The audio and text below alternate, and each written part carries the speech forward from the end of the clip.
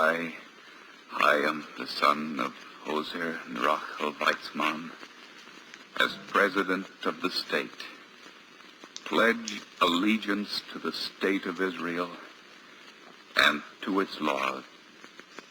The first president of Israel is sworn in.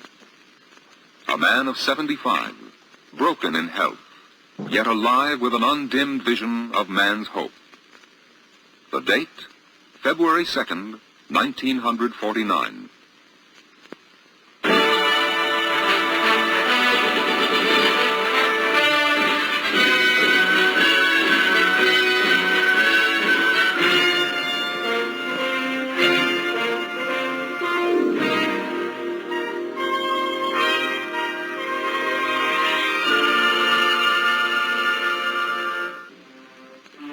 Motul, a little village in Russia, one of hundreds of towns and villages of Eastern Europe, where Jews lived in isolation and in poverty. Here in the year of 1874, Chaim Weizmann, son of Rachel, son of Ezra, was born. Ezra Weizmann was a transporteur, a cutter and hauler of timber, which was floated downriver to the Baltic Sea. The Russia Weizmann knew was a forlorn corner of the Russian Pale of settlement, a Russia darkened by intolerance and prejudice, by fear and anti-Semitism. Yet a child like Chaim Weizmann, with the fresh eyes of childhood, could see light within the darkness of persecution. In Motul, Jews lived a way of life now gone, still treasured in memory, but gone. A life brightened by the flame of an unbroken tradition, brightened by study of the Hebrew Bible, brightened by fervent prayer. In study and prayer, a child might learn the meaning of the word freedom and begin to harbor hope, the hope that somehow, some way, one could escape to a better life. Chaim Weizmann took his first step toward that better life in a Russian high school in Pinsk, and though he wore the typical uniform of a Russian schoolboy, beneath that uniform his heart yearned for a homeland which was not Russia. Pinsk was one of the cradles of modern Zionism, a movement which dreamed of the return of the Jewish people to Zion, the ancient homeland in Palestine. There were only three possible roads of escape from Russian ghetto life. The first led to the land of liberty, America. They stampeded by the thousands and the tens of thousands to the great cities of America, and particularly to New York. They worked and they struggled in the Lower East Side of New York, crowded into tenements, exploited in the airless sweatshops of the garment trade, but breathing nonetheless the air of freedom, the air of opportunity.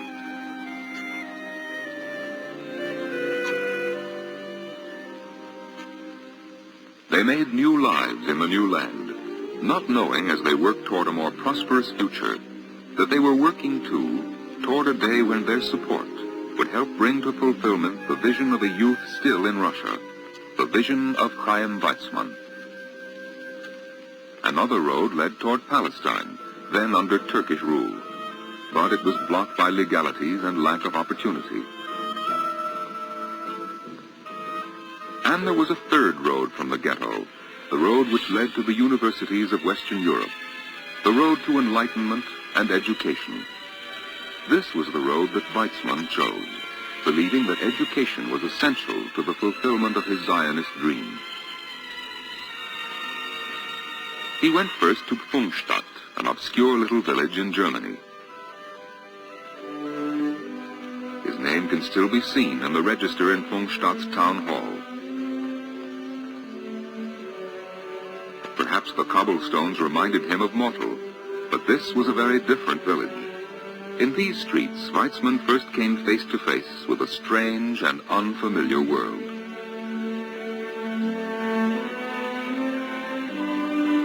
Each day he left Pfungstadt to take the train for nearby Darmstadt.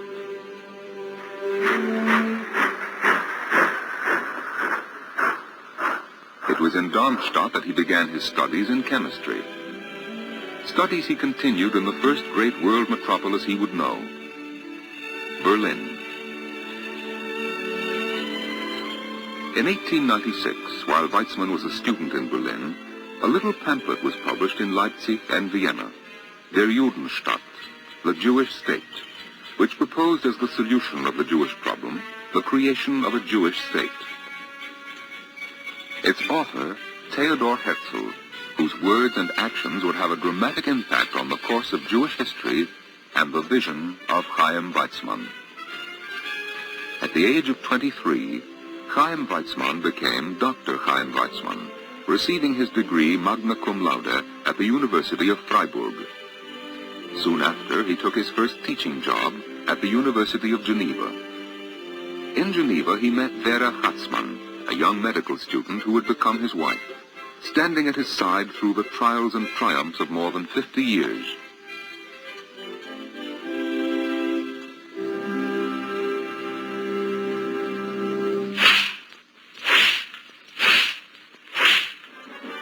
In Russia, anti-Semitism, never far beneath the surface, exploded in the violence of the Kishinev pogrom of 1903.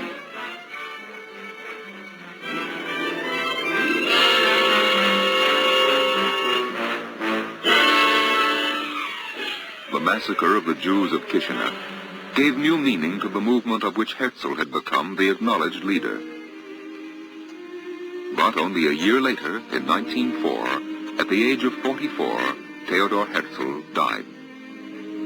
The prophet of the return to Zion was gone.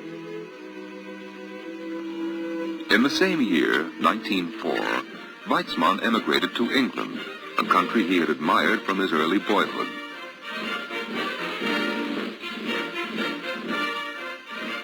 Something in the British tradition had inspired him always, and always would.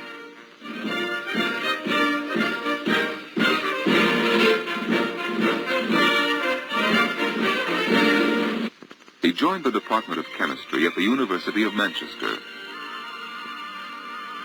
They were happy years. In Manchester, he made his first home with his young wife. Here, his first child, Benjamin, was born. And here he established the twofold pattern of his life. The life of a scientist who would never relinquish his interest in research, and the life of a leading Zionist who would never cease to work for the creation of a homeland for his people.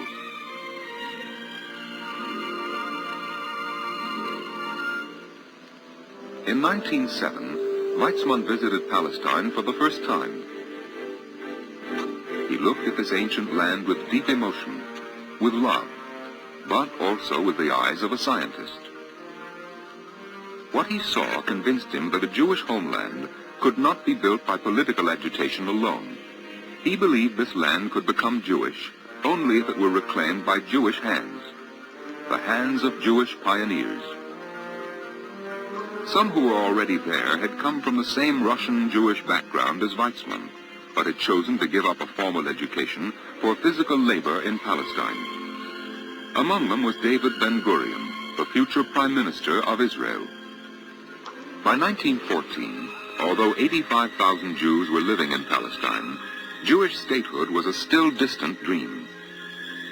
But in August of that year, history quickened its pace.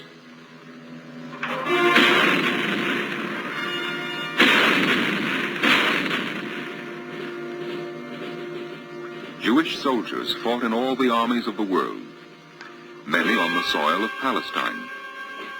In Jerusalem, Jewish soldiers of the Austrian army prayed at the Wailing Wall, the holiest place of their religion. 100 miles away in the desert, Jewish soldiers of the British army prayed in the same language to the same God. In England, Weizmann made an important scientific contribution to the war effort. On special assignment from the British Admiralty, he invented a synthetic which kept British guns firing. It was no small contribution. In return for his services, Chaim Weizmann asked a grateful British government for support of his Zionist goals. The scientist became a diplomat. The man who grew up in the Russian ghetto was received by the most important statesman of his time.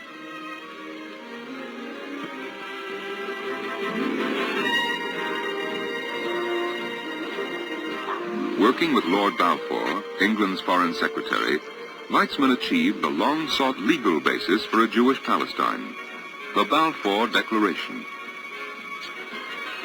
His Majesty's government view with favor the establishment in Palestine of a national home for the Jewish people. While British troops under General Allenby marched into Jerusalem, Chaim Weizmann was named head of His Majesty's Palestine Commission. Its purpose, to further the spirit of the Balfour Declaration. The British had opened the legal way to a Jewish state. Now, in Palestine, it was Weizmann's task to keep it open. He met with Emir Faisal, later the first king of Iraq. His words were reassuring. We Jews intend to live in peace with the Arabs. We do not intend to come to Palestine as conquerors, but as a people which returns to its ancient homeland. He met with the Jewish settlers, planning with them what he saw as the next practical steps to be taken. At the war's end, the League of Nations gave Britain a mandate over Palestine, a trusteeship until a Jewish state could be established. Weizmann knew that colonization, practical work, and the funds to do it were now needed to bring the promise to reality. He traveled from country to country, from continent to continent, appealing for the material means to help the development of Palestine. The cities changed, the faces changed, but his message remained the same. To get your money, we have to transform Palestine into a reality. To transform Palestine into a reality, we need your money. The brilliant scientist, the persuasive statesman, became a fundraiser. In his almost frantic, always driving effort, he enlisted others, all whom he could convince. In 1921, he succeeded in recruiting the greatest scientist of his time, Albert Einstein, who had just received the Nobel Prize. Together they traveled with their wives to the United States. Einstein, who shared Weizmann's hopes for a Jewish homeland, was particularly sympathetic to Weizmann's dream of a Hebrew university. In 1925, the dream ceased to be a dream. On a hill overlooking Jerusalem, the Hebrew University was opened. Lord Balfour, who had already achieved a lasting place in Jewish history, delivered the major address. Distinguished guests from every continent listened. The chief rabbis of Palestine listened. Members of the British administration listened. And Chaim Weizmann listened.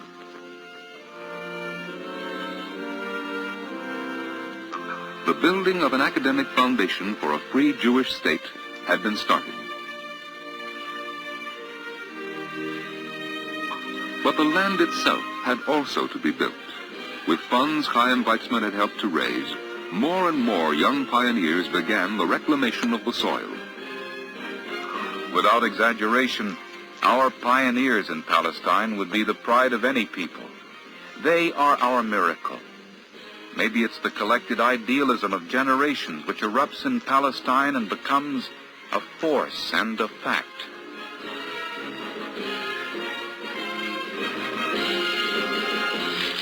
Germany, 1933. The flames of burning books. A different force. A different fact.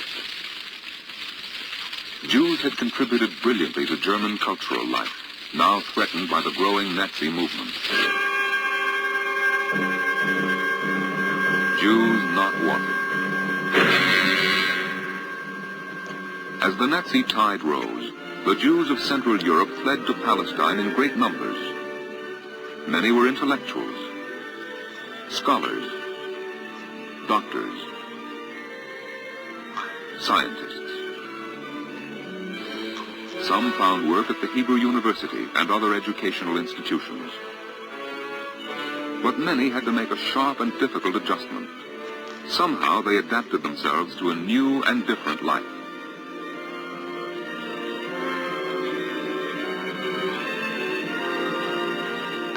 As the influx of immigrants swelled, the Arabs reacted with hostility. By 1936, the Jewish community was faced not only with the physical hardships of a pioneering land, but also with a mounting Arab threat to life. Some of the settlers were killed in Arab ambushes. The entire Jewish community mourned.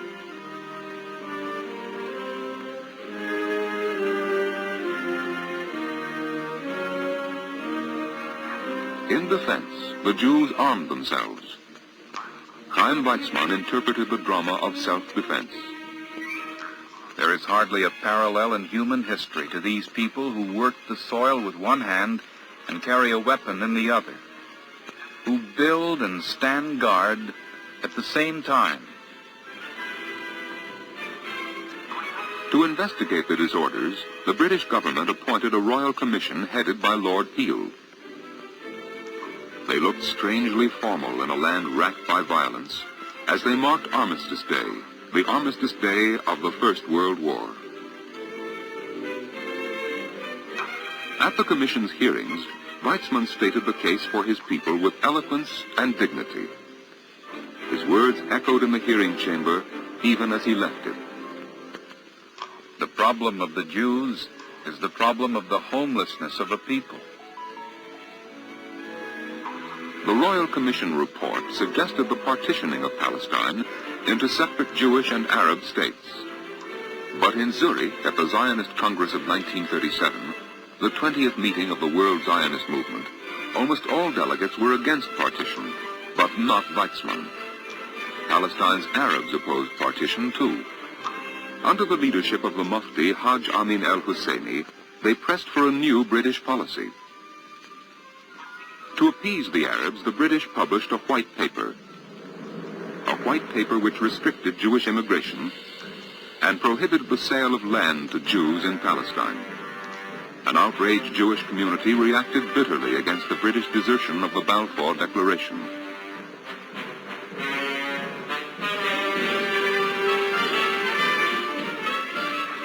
In August of 1939, the World Zionist Congress met in Geneva under the shadow of the White Paper, which threatened the destruction of the Jewish dream of a national home, and under the shadow of a war which threatened the destruction of all human liberties.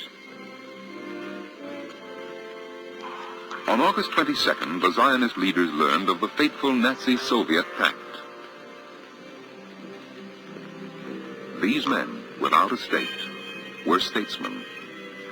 They understood the meaning of the pact. Within a week, Hitler's army invaded Poland.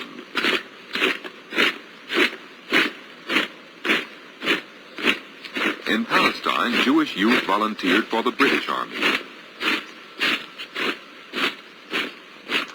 As millions of European Jews were annihilated by the Hitler terror, Chaim Weizmann appealed in vain to the Allies to save those who could still be saved.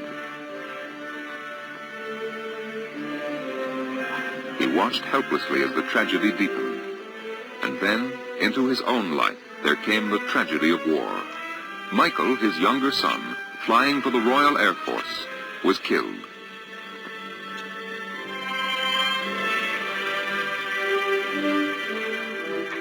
It was only after the defeat of Nazi Germany that the full dimensions of the destruction of European Jewry became known.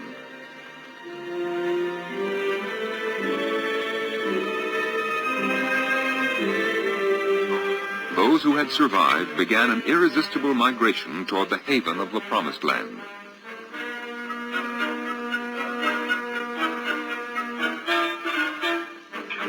Shipload by shipload, the so-called illegal immigrants came, steaming into Haifa Bay.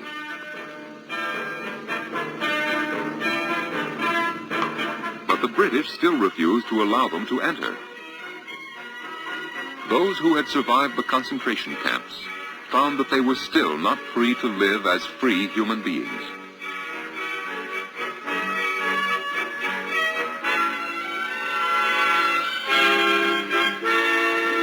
Terrorists began began a bitter fight against the British administration. The British tried to enforce a curfew in the cities. They searched houses and settlements for hidden terrorists and hidden arms. They covered the approaches to British government buildings with barbed wire. Yet no barbed wire could contain the Jewish will for independence. In 1947, admitting defeat, the British government referred the Palestine problem to the United Nations. As so often before, it was Chaim Weizmann who expressed the innermost feelings of the Jewish people. He denounced terrorist activity. "Thou shalt not kill" has been ingrained in us since Mount Sinai. But the urgency of a solution can no longer be put aside. On November 29, 1947, the solution was reached by vote of the General Assembly of the United Nations. Palestine was to be partitioned into Jewish and Arab states. 5 months later, on May 14, 1948, in Tel Aviv, a provisional government under the leadership of David Ben-Gurion proclaimed the State of Israel. The Declaration of Independence of the Jewish state was signed, but not by Chaim Weizmann. He was still in America. At Weizmann's urgent plea, President Truman recognized the State of Israel within hours. Only a few days later, Chaim Weizmann, who had been named President of Israel, performed his first official act.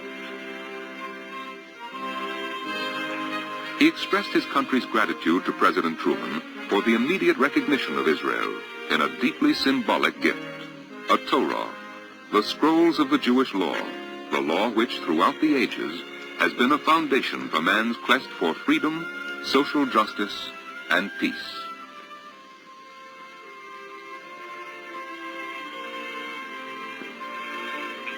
Peace in Israel had still to be fought for.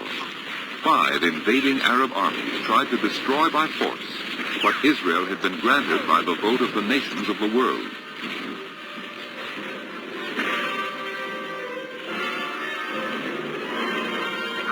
The young state succeeded in defending its newly won independence and opened its gates to an unprecedented tide of immigration.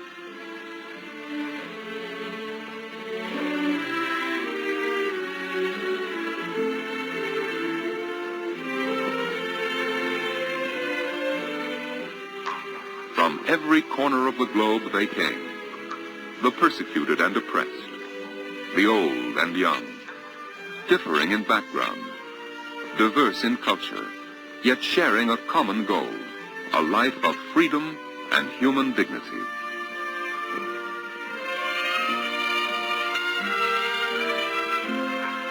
This was the moment of fulfillment of the vision of Chaim Weizmann, who on February 2nd, 1949, took the oath of office as President of Israel.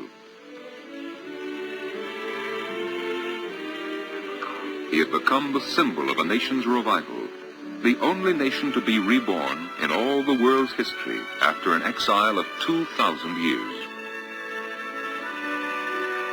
Yet only 4 years later, a nation plunged into mourning would bear Chaim Weizmann to his final resting place.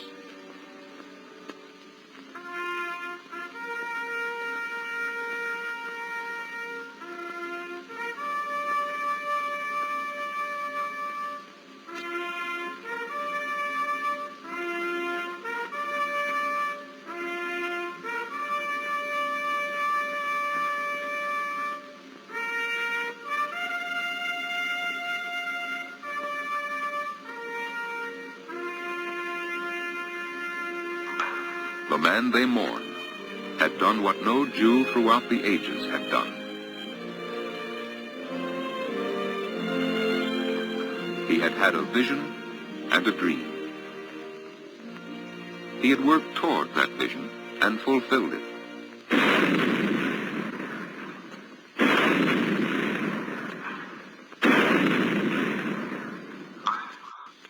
Chaim Weizmann, the first president of Israel, lies beneath the soil to which he led his people. Silently, beneath the soil. Silently. Yet for all who seek or cherish freedom, his voice is vibrantly alive. We must build up a great tradition of learning. We must create schools and cultivate science. Israel must be a moral, social, intellectual force which will make its contribution to the pool of knowledge for the benefit of all mankind. This is our message of hope sent forth from this sacred place to all throughout the world, to all who struggle for freedom and equality. There is hope at the end for all who long for justice. This was the vision of Chaim Weizmann.